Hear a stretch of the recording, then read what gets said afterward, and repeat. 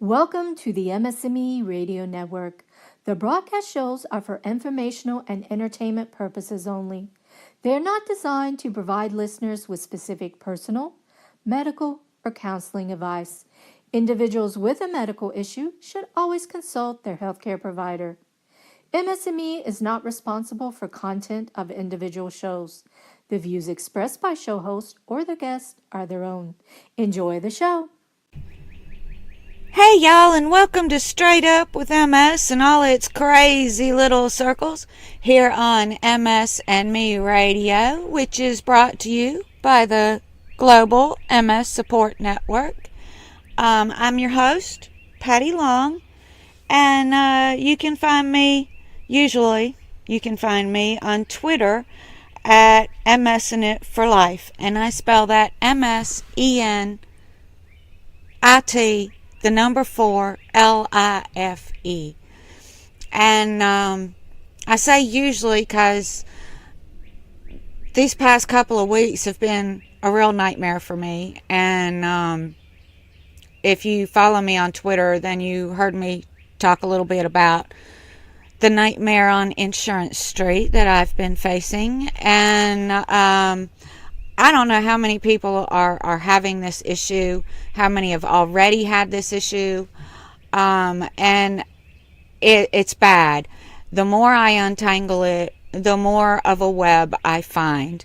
I order my specialty drugs through CVS Specialty Pharmacy, which is the only one I'm allowed to use under my plan because I have CVS Caremark for my prescription plan.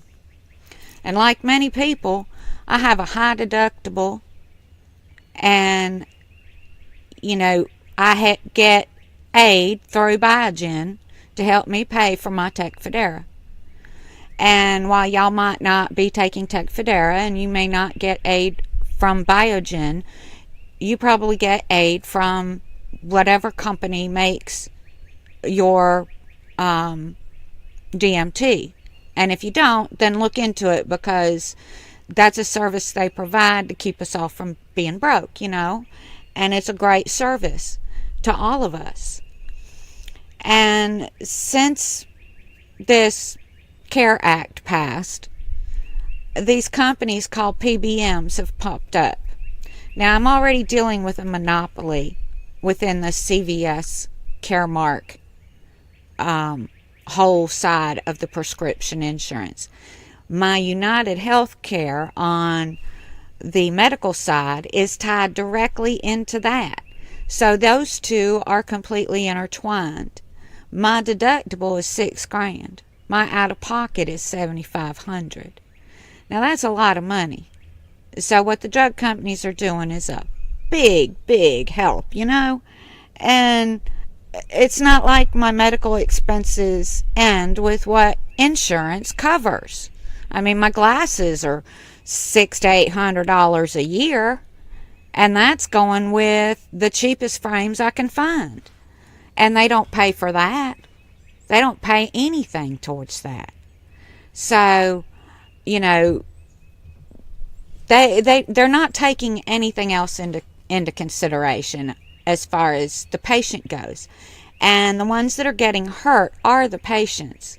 They now have, since that act passed, this company called a PBM who manages your prescriptions and manages how much money gets applied where and who gets it. And guess whose pockets are getting filled? Now, Biogen has already paid nearly $12,000 towards my medication on a $7,500 out-of-pocket expense maximum plan. But yet, this PBM, instead of applying it to my deductible, has put it who knows where. I'd like to know where the freaking money went. That's what I want to know.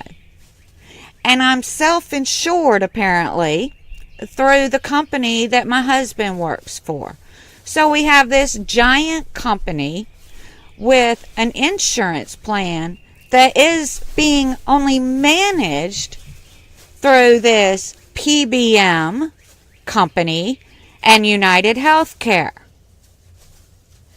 And who does this hurt? It hurts the patients. What does it do to drug prices? It makes them go up.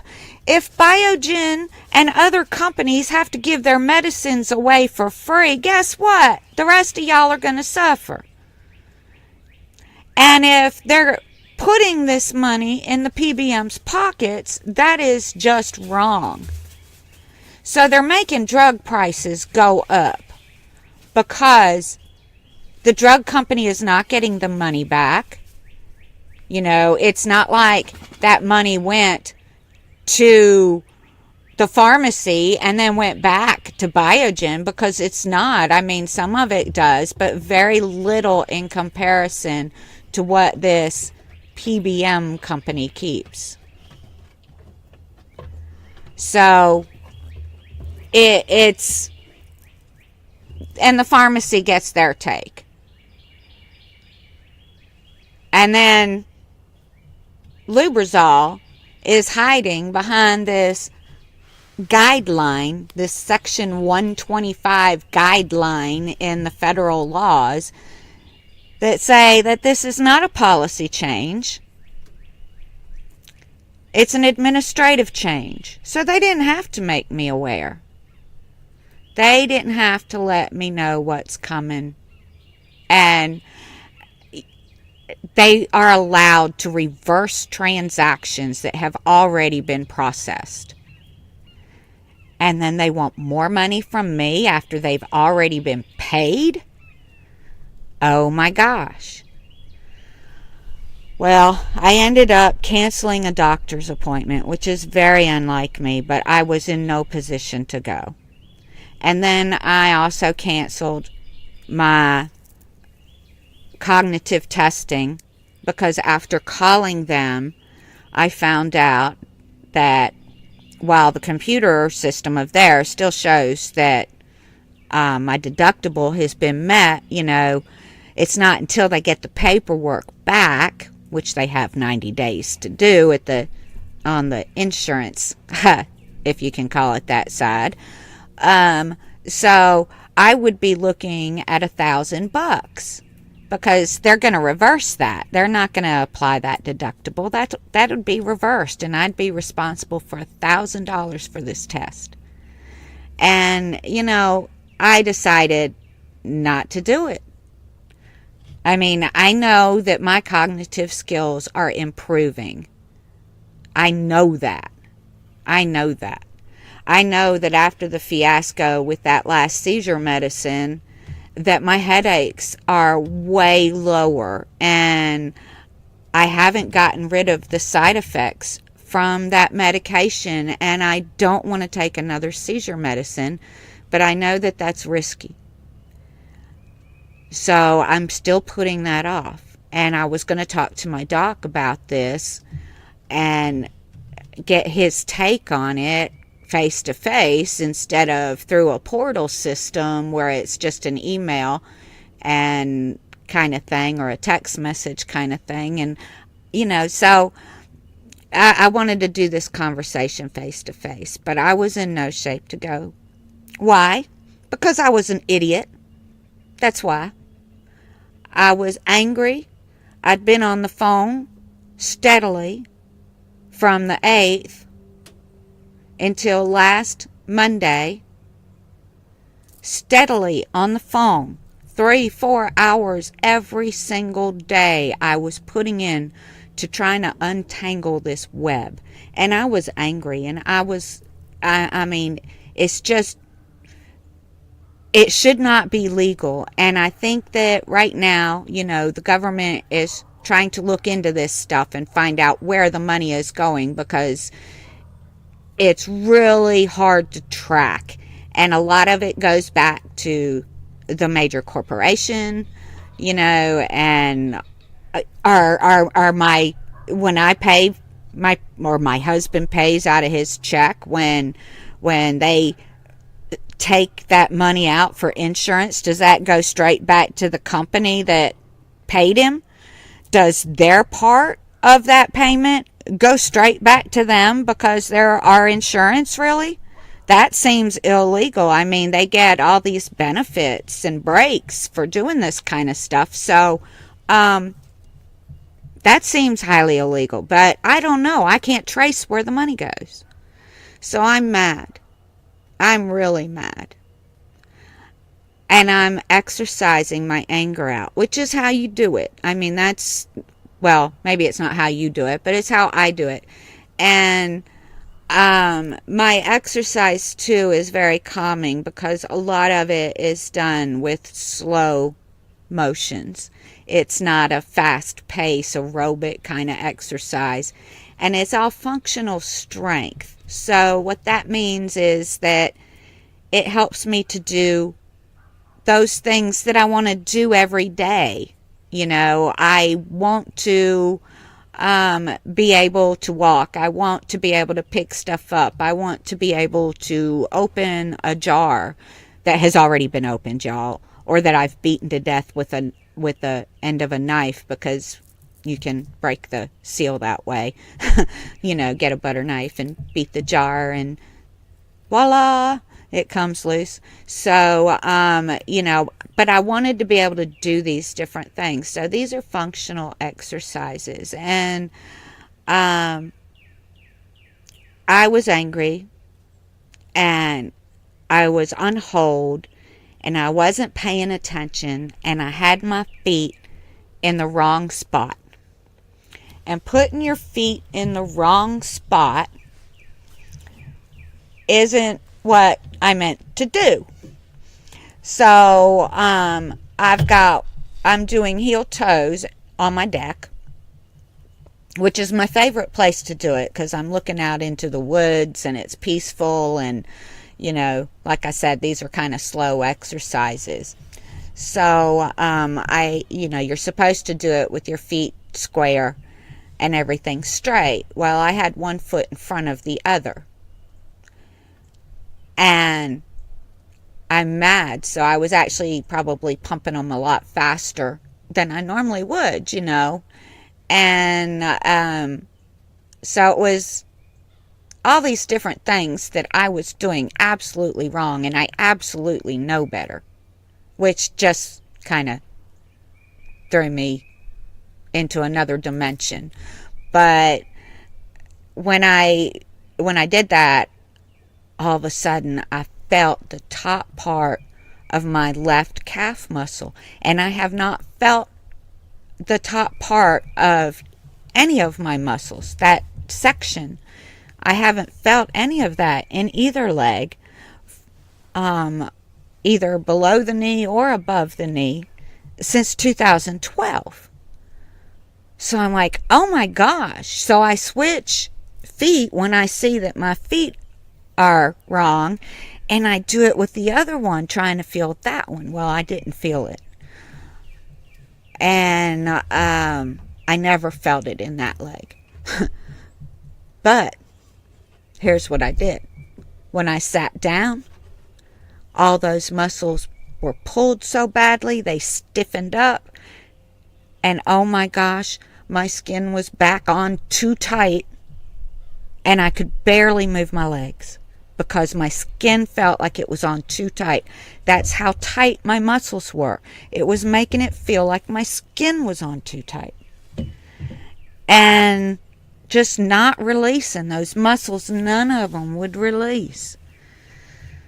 And I'm like, oh, you know, I've done this to myself, and here we go again. Here we go again. So that just made matters worse, you know? And I start to fall apart. Now, my dear sweet hubby don't get it at all. So a day later, and I'm still struggling to try and straighten my legs and stand up, and he doesn't get it. He just doesn't get it. But I could. What the heck? And that made matters worse. So my stress level just kept soaring. And I couldn't use exercise as a way to defeat it, really, although I was stretching. I was constantly stretching. And y'all, this is bad. I would spend hours stretching out and finally get it to where I could walk around a little bit. But after all of that, I'd be tired. So I'd sit down 5 minutes, 5 freaking minutes, and it would all be tight again. So you're sitting there thinking, what's the point? Well, the point is you keep doing it, and then eventually it doesn't happen, and you can sit down longer before it tightens back up, which it did. And now I've got that whole thing solved. But in the meantime, while I was solving it, I heard, well, if you just get up and do something, you'd feel better. Oh my God. Oh my God. You talk about wanting to slap somebody silly. So he leaves. I go back to my stretching and working on getting my legs back together and my muscles to cooperate. And then I get yelled at again about how I need to get out and do something. And I told him that, trust me, as soon as I am able, I will. And the heck with you while I'm doing it. And he just looked at me and left. So then my daughter moves home, back from Massachusetts. Yay, she's back in town with the little ones. But that caused a whole nother mess, because we had bought her washer and dryer. And now she wants the washer and dryer back, and, you know, she's going to pay her daddy for it and all that, and we'll end up paying a little bit for the washer and dryer use. And now we have to buy a new one because, well, we gave our old ones to our son, and we're not taking them back. I mean, that's stupid. So we are buying a washer and dryer. Plus, we have a 20-year-old heat pump system, and it's an old system, and we know we have a Freon leak, and you can't purchase the kind of Freon it uses anymore, so we needed to replace the unit. Oh, Lordy. I told him keep me out of it. Did he keep me out of it? No. Of course not. And who had to be here when they came? Me. Who had to answer the door? Me. Who had to let them in the attic? Me. You know, I didn't want to do any of this, and I had already told him that. But here I am doing it. And not feeling well. And really didn't want them in my house and all of that, because it's a bunch of strangers, and I'm not feeling well, and I'm not thinking well, and these are people I don't even know. So they come, they replace the unit, and he gets back for the last part of it. So I didn't have to deal with too much of it. But, you know, it was just, I didn't want to deal with these people coming in and out of my house and getting all these things. I'm dealing with enough. And then Sunday rolls around, and we go out and we get another, no, it was Saturday, I'm sorry. Saturday rolled around, and we go out and we go shopping, and we get a washer and dryer. Now, by this time, my legs were being stretched out pretty well, but I walked so much that, bam, you know, I had some issues when I got home and was kind of dumped off because he just needed to go out and have a few beers with the boys. Oh my gosh, I'm so sick of them boys. But he went out, and so I did my stretching, and I laid around and did nothing. And then Sunday came, and I got up Sunday. I took my shower, and as he's getting ready to move that washing machine over to my daughter's house. I'm leaving. He says, where are you going? I said, I'm going to pool.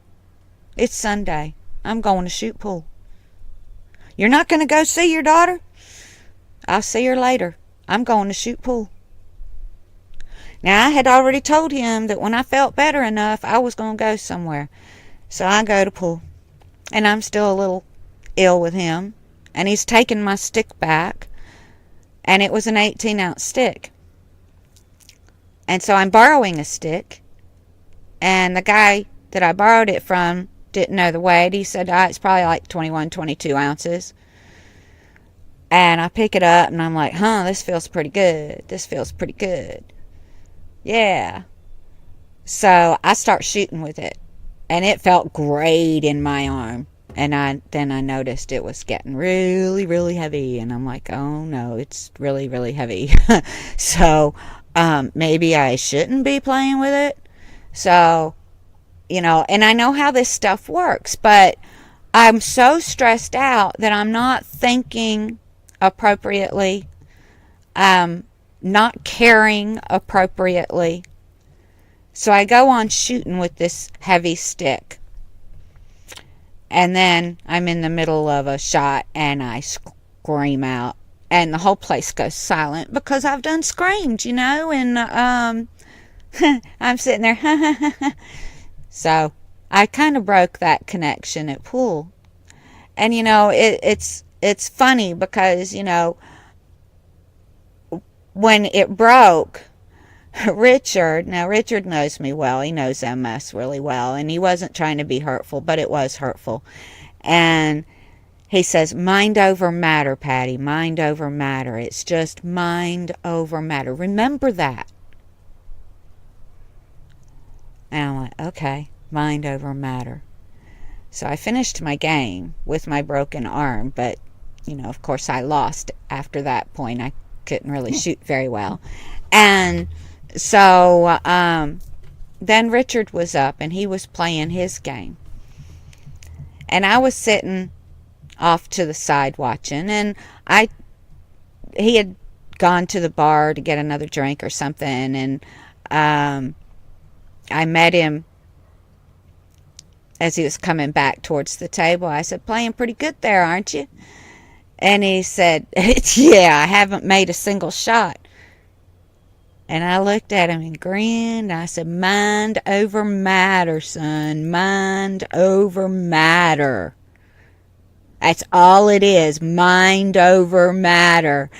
And he just started cracking up. And he's like, you! And I said, yep, mind over matter. But here's the thing. I would really, really like to know. So if any of y'all can answer this, y'all please tell me. If it's mind over matter and you have no mind, does that mean that it don't matter?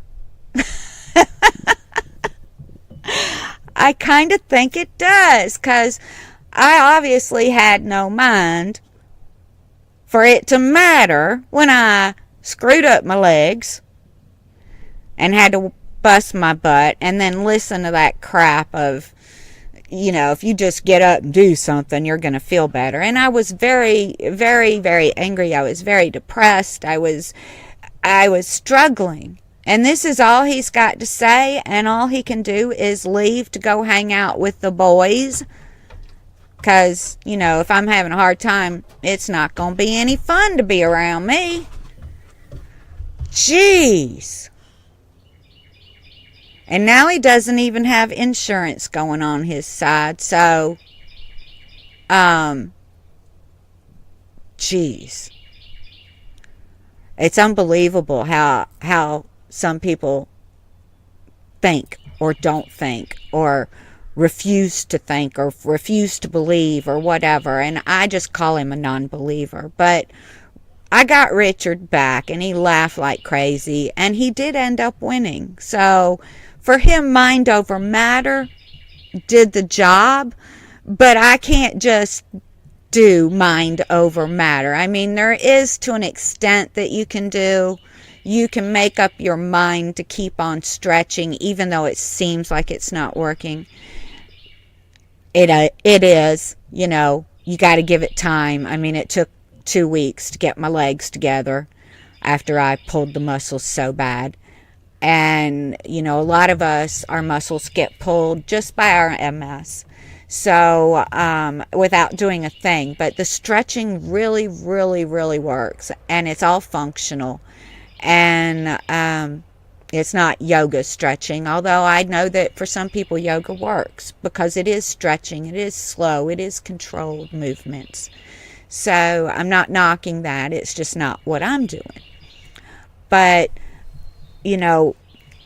for him to say that it don't matter, and then Richard to say the same thing a few days later, but in a slightly different way, he said mind over matter. I guess they both said mind over matter. It's mind over matter. Make up your mind to get up and live, I think is what his words were. And I mean, like I said, I just want to smack the tar out of him. I had to think of a word I'm allowed to say. That's bad. But I'm not in a great place, y'all. And we can't always be in that great place, but we need to get back to it when we get out of it. So I'm working really hard at getting back to it. And the fact that I'm doing this show means I'm getting there. Because this is one of the loves of my life, as you would say. I have that my passion, and I want to make this show. And yet it was too difficult to do there for a couple of weeks. So I missed it. So I'm on the upswing, but I'm still not in a really great place. And I'm dealing with my broken right arm nerve connection, which it breaks in the joint of my elbow is where it breaks for me, and that's where the pain I feel. And it does kind of feel like I've got a broken something in there, even though I know it's not. It feels that way. But again, the only way to defeat it, and this part is the mind over matter, is to make up my mind that I'm going to keep working at it and stretching it and fixing it, because I can, as long as I keep myself doing it properly and don't, pick up a 23-ounce stick or something and try and use it again. I'm good, right? So that's it for this week. I am so sorry. I apologize for my mood. It is what it is. But until next week, y'all, I love you dearly for listening. And remember to smile big. And I do mean big smiles. Make silly faces in the mirror if you got to. Smile often. Again, make your silly faces in the mirror. Laugh a whole lot. And making silly faces in the mirror helps with that. And most importantly, love yourself, your entire self, even your wacky and messed up parts. And remember that what the idiots say, that's what doesn't matter. Bye, y'all.